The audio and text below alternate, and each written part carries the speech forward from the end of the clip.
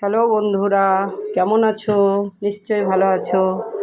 দেখো আজকের মেনু দেখিয়ে দিই। পুজোরটা তো দেখালামই। আজকের মেনু দেখো, সাদা ভাত,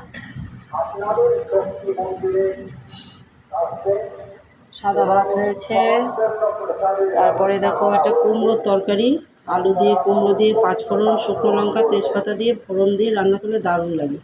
মাখা মাখা করতে হবে। হ্যাঁ, এই একটা করেছি। তারপরে দেখো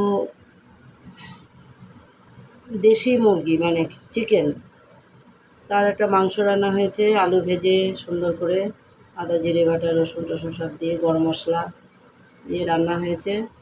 এ একটা, আর এটা ছেলের জন্য বেড়েছি, এখনই খাবে। দেখো, দেখতে থাকো। হুম।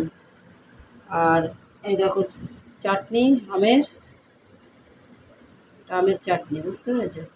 গোটা গোটা আমের চাটনি। আর এই যে শশা। তো কেমন লাগবে বলো? ভালো লাগবে না খেতে?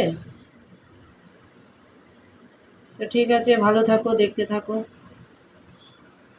সুস্থ থাকো।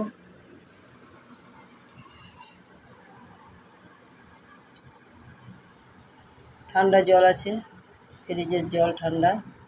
এখনই ছেলে খেতে বসবে। তাহলে ভালো থাকো, রাখলাম।